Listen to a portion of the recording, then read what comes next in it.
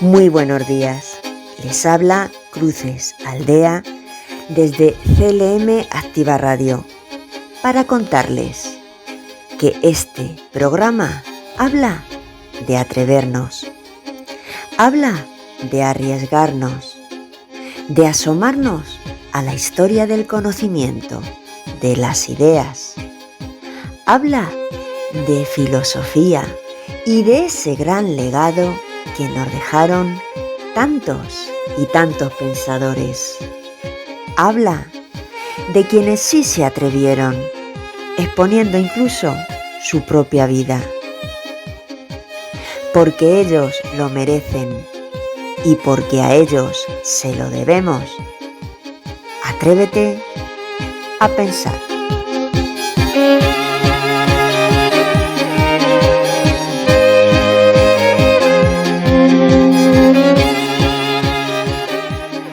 En el programa de hoy nos vamos a centrar exclusivamente en adelantar biografía de Aristóteles, crucial e imposible de obviar. Remataremos teoría, su política, en el próximo espacio, último ya de este año. En la sección ¿Qué significa esta frase? Nos acompaña Cristina Avellán Gómez, fundadora junto con Alicia López de la Plataforma en Defensa de la Filosofía de Castilla-La Mancha y que ha dado lugar con posterioridad a un movimiento que se ha extendido a nivel nacional. Licenciada en Filosofía por la Universidad de Murcia, realiza el máster en formación del profesorado por la UCAM. Ejerce actualmente como docente en el IES Ramón y Cajal en Albacete. Cursa de forma simultánea por la UNED el máster en Filosofía Teórica y Práctica en la especialidad de Historia de la Filosofía y del Pensamiento Contemporáneo. Escribe, además, en la revista digital Amanece Metrópolis. Cerramos programa, como siempre, cuestionario, para retener y repasar algo de lo que aquí se narra. Comenzamos.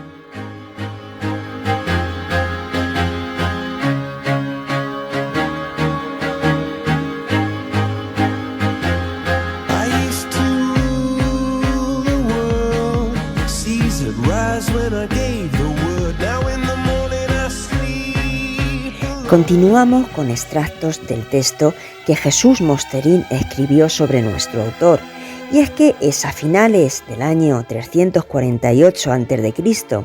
o inicios del 347, como ya dijimos, cuando Aristóteles se ve obligado a abandonar precipitadamente y muy a su pesar la ciudad de Atenas.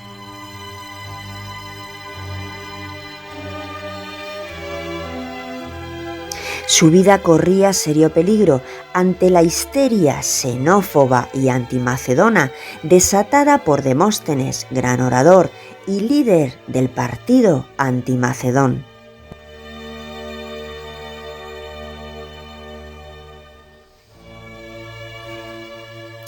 En esta ciudad había crecido mucho la indignación contra Filipo II, rey de Macedonia, y a quien, como también nombramos, nuestro autor conocía desde la infancia y mantenía contacto con él de forma asidua.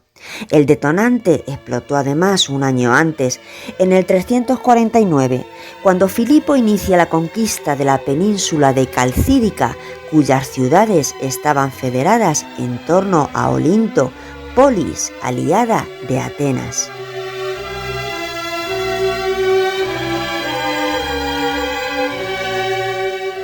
Esto hizo que se disparara en la ciudad la indignación contra los macedonios, atizada, como decimos, por la influencia y el partido xenófobo y antimacedón.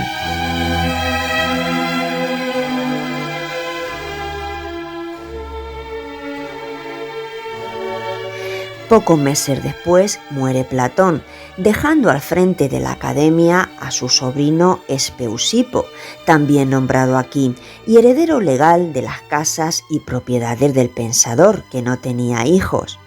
Espeusipo era 25 años mayor que nuestro autor e imprime en la escuela un platonismo conservador.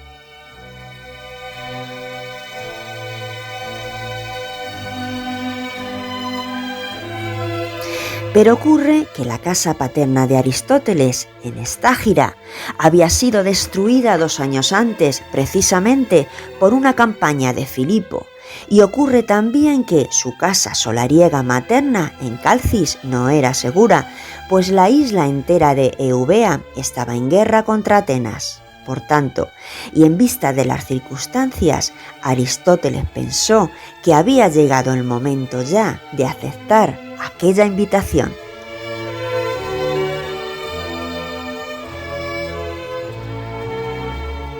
Y es que Hermías, amigo de su antiguo cuñado y tutor Próxenos, se había interesado por la filosofía platónica y había invitado a Aristóteles a trasladarse a su corte.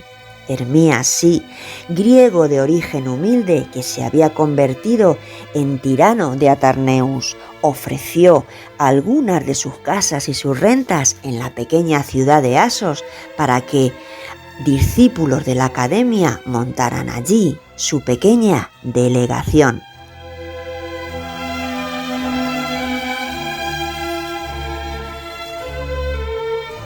Y sucedió que Aristóteles y él se hicieron amigos íntimos, y sucedió que se casó con Pitias, sobrina o hija adoptiva del tirano.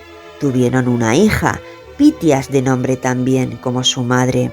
Aristóteles siempre guardó muy buen recuerdo de esta su primera mujer porque, aunque ella murió joven, tal y como después afirmó él en su testamento, donde quiera que me entierren a mí, allí también deben reposar los huesos de Pitias.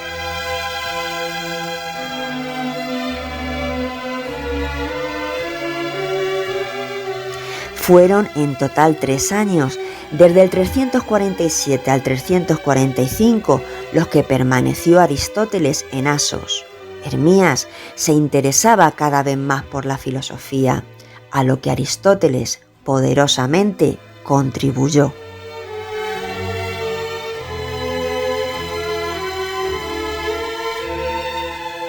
Después se traslada a Mitilene, isla de Lesbos, tierra de Teofrasto, su discípulo predilecto, colaborador asiduo que nunca se separaría de su maestro. Allí permanece 2 años más. Parece ser que en total, en estos 5 años que pasa en Asos y Mitilene, dedicó nuestro autor gran parte de su tiempo a estudios naturalistas. Observó, catalogó y describió animales y plantas y todo tipo de fenómenos naturales de la isla de Lesbos, a la vez que intentaba aclarar y sistematizar conceptos y principios fundamentales de la física o ciencia de la naturaleza.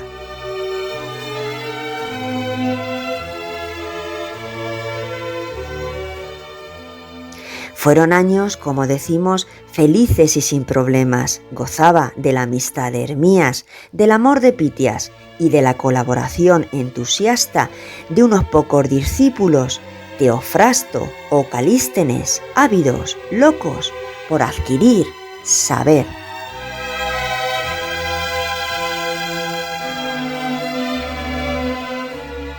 Años tranquilos y productivos que, sin embargo, finalizaron en el 343, cuando Aristóteles es llamado por Filipo II.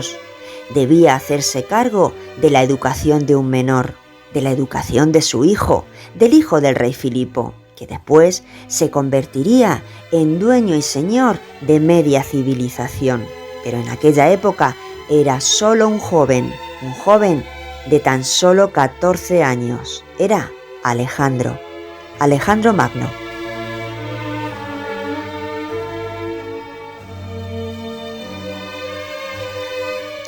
Y hacemos aquí un inciso en los hechos, porque no queremos pasar por alto algo que ocurrió y que determinó el camino que después le obligarían a seguir a nuestro autor. Corría el año 341, cuando, dado que Aristóteles continuaba el contacto con Filipo II y que al parecer actuaba en ocasiones como agente o embajador macedón a favor de la expansión por Asia, los persas sospecharon y, aprovechando que Aristóteles estaba en la corte macedona, a Hermías, el tirano y amigo que le acogió, se le capturó a traición en una reunión a la que había sido invitado, fue torturado para obligarle a revelar los planes que tenía Filipo y, finalmente, ejecutado.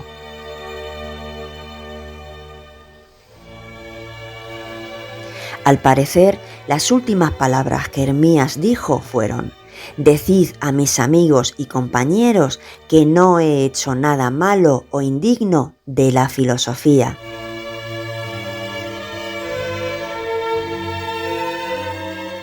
La noticia de la muerte violenta de Hermías impresionó tanto a Aristóteles que mandó construir en Delfos un monumento funerario en su honor, a la vez que le compuso un himno cuasi religioso, dirigido a Arete, la virtud, donde exaltaba a su amigo de corazón, diciendo que dejaba viudos a los rayos del sol.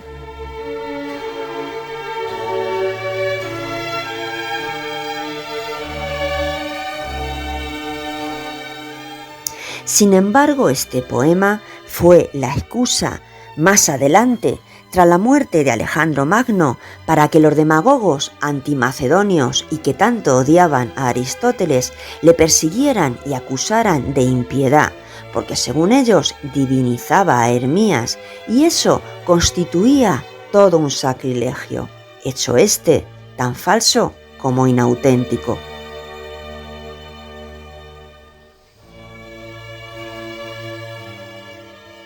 Bien, paramos aquí porque es hora de iniciar ya la sección. ¿Qué significa esta frase?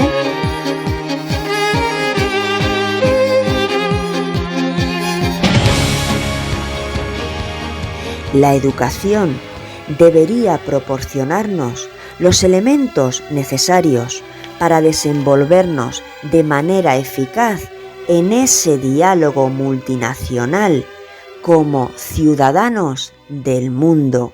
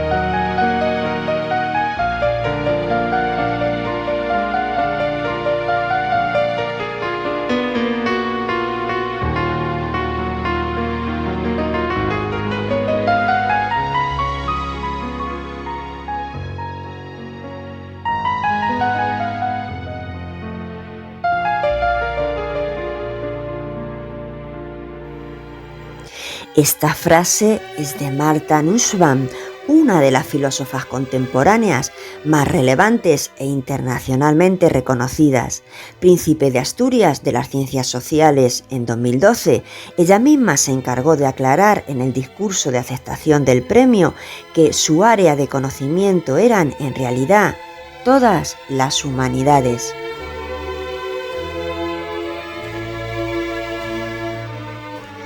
Profesora y catedrática de Filosofía del Derecho y Ética en la Universidad de Chicago, sus estudios han girado en torno a numerosos temas, entre ellos recuperar la ética antigua y apreciar su valor en nuestros días, valorar la teoría de la justicia y sus implicaciones en el mundo de hoy, junto al Nobel de Economía Amartya Sen.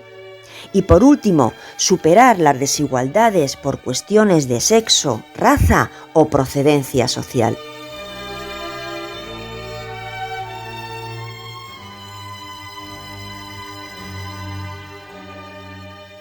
Autora enormemente prolífica, cuenta en su haber más de 25 libros escritos, entre ellos Los límites del patriotismo, La terapia del deseo, El cultivo de la humanidad o Paisajes del pensamiento.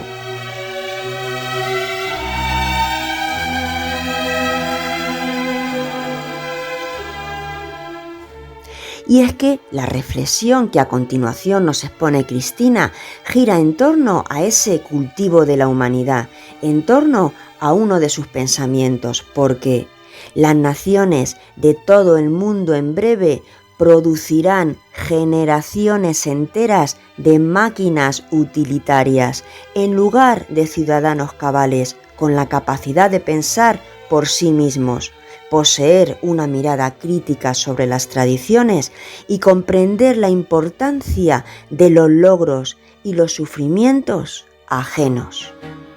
Escuchamos.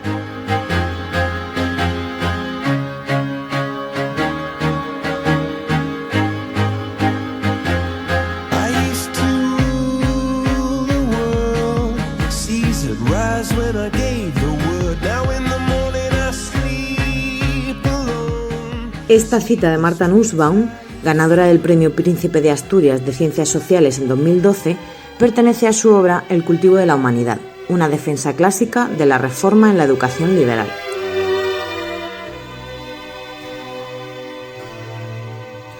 En esta obra, la autora considera que existe una crisis de la educación en las sociedades democráticas.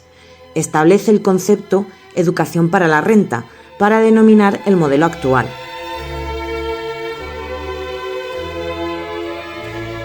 El cual se caracteriza por estar economizado y atender exclusivamente a las necesidades del mercado, dando prioridad a unos conocimientos sobre otros. En España, la nueva ley educativa, LOMLOE, refleja muy bien este problema que identifica Nussbaum, ya que si nos fijamos en el listado de materias propuestas por la nueva ley para la educación secundaria obligatoria, apenas sí quedan materias del ámbito de las humanidades y las artes, además de unas cargas lectivas ridículas. Es el caso concreto de la ética y la filosofía, que brillan por su ausencia a pesar de que se aprobó unánimemente una PNL en 2018, que establecía un ciclo de 3 años en estudios filosóficos.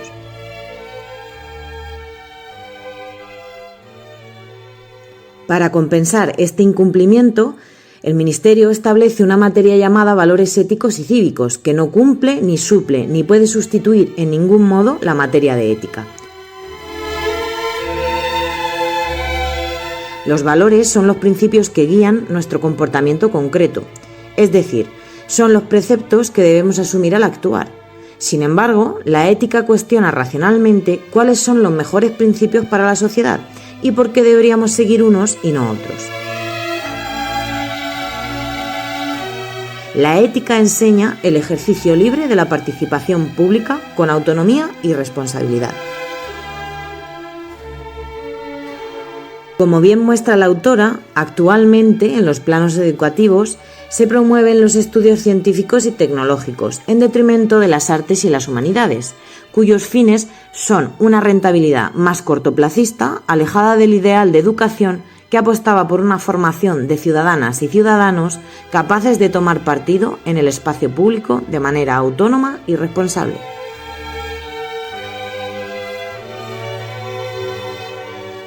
¿Qué propone la autora para revertir esta crisis?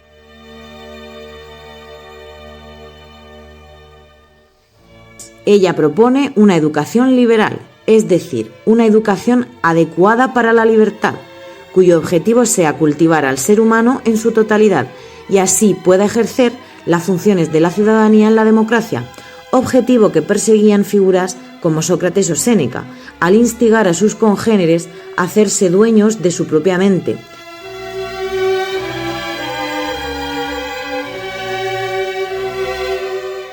a asumir como propios solo ideas que hubieran juzgado por sí mismos.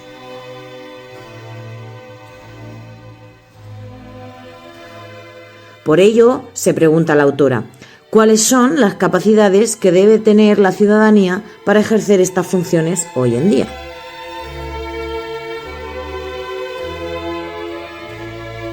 Su respuesta se centra fundamentalmente en la capacidad de reconocer el valor de la vida humana en cualquier lugar que se manifieste, es decir, en ese diálogo entre diversos.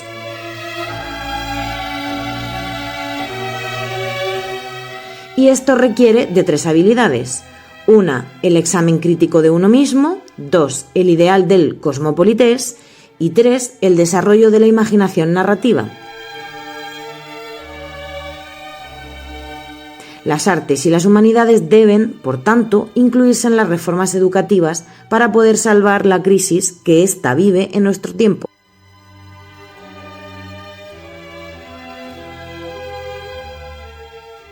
Partiendo de la figura de Sócrates, la autora centra la vida autoexaminada como criterio indispensable en el ejercicio y desarrollo de una sociedad democrática centrada en la idea de un bien común.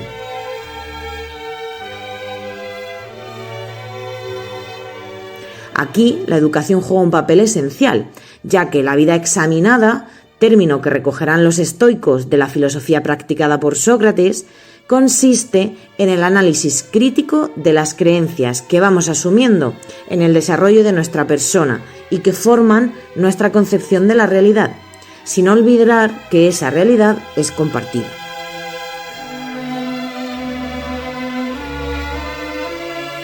Esta vida autoexaminada nos posibilita hacer nuestras creencias las creencias de otros, siempre que analicemos su origen y nos parezcan racionales y buenas.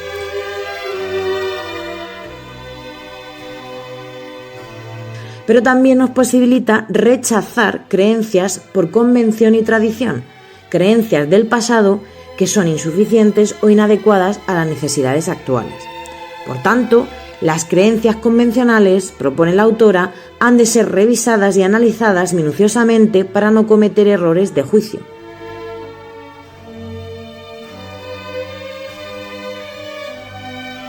Desde los comienzos de la filosofía, en la figura de los clásicos, encontramos que en el ejercicio de la conversación se halla la posibilidad de progresar en relación a la búsqueda de la verdad.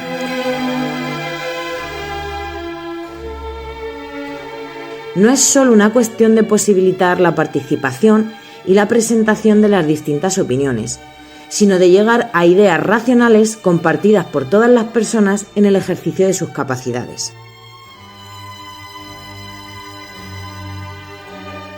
Y la ética es fundamental para conseguirlo, pues exige dar razones sólidas y coherentes.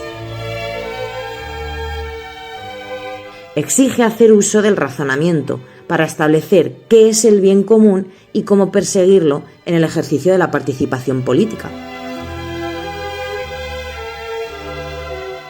El artículo 1 de la modificación de la LOE, donde se establecen los objetivos educativos fundamentales para la educación secundaria obligatoria, señala lo siguiente.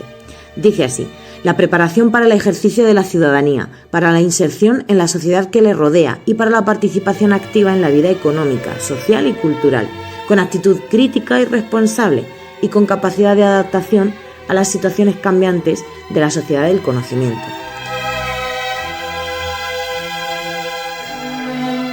Siendo un objetivo fundamental este que acabo de citar, yo me pregunto, ¿cómo vamos a conseguir este objetivo si no implementamos una materia, la ética, que enseñe los mecanismos de participación democráticos a todos nuestros estudiantes?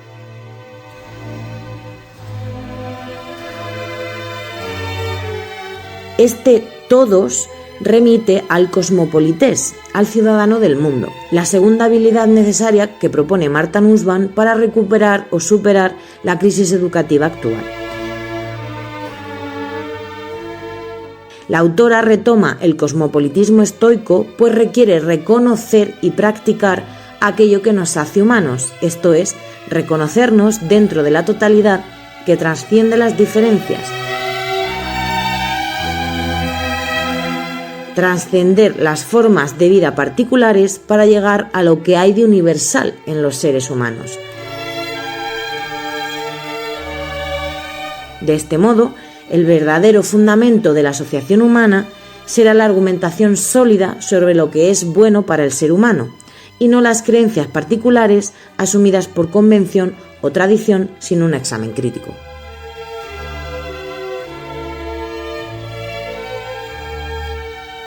Por último, la tercera habilidad necesaria que propone Martha Nussbaum consiste en la imaginación narrativa. El arte y las humanidades, la literatura en concreto, son un requisito fundamental para el desarrollo de la comprensión del otro. El conocimiento de sentimientos y emociones constituye, según la autora, la base de la interacción moral entre individuos. Esta base emocional, presente en la conciencia moral del individuo, permite salvar las diferencias sociales, culturales, étnicas, de género o cualquier otra índole.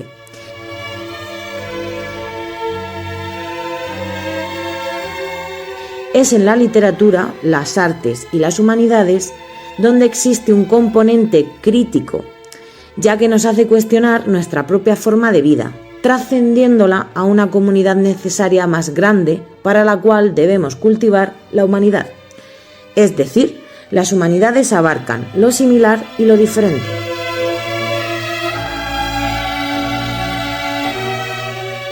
En conclusión, el pensamiento de Martha Nussbaum se enmarca dentro de la tradición filosófica de la ética aristotélica, que relaciona la organización política adecuada a aquello que se considera el bien para el ser humano, ya que el desarrollo de las habilidades que integran la humanidad tienen su fundamento en una concepción de la vida buena tanto a nivel individual como colectivo.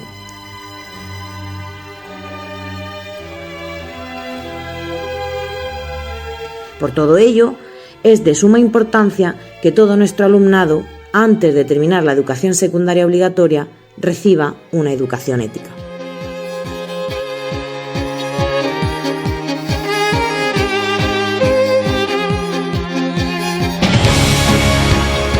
Gracias enormes, Cristina, no solo por reivindicar lo que justamente, a ojos de cualquier ciudadano democrático, procede, sino también por dedicarnos tu tiempo y ampliar nuestros conocimientos. Cuídate muchísimo.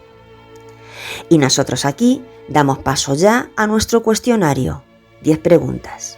Primera, ¿la educación que reciben las personas puede ser determinante para formar ciudadanos democráticos? Segunda, ¿piensas que hoy en nuestra sociedad se ejerce una ciudadanía democrática de forma plena? Tercera, ¿crees que la ética, es decir, la reflexión filosófica sobre los valores, normas y costumbres de cada época y sociedad determinada es algo imprescindible en cualquier sistema educativo? ¿Por qué? Cuarta, busca información en la red sobre el pensamiento de Martha Nussbaum.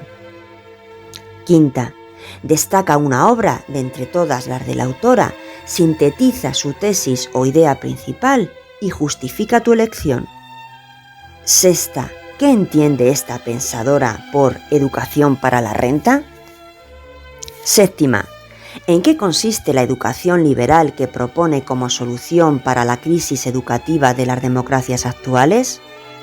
Octava, ¿cómo es la vida autoexaminada?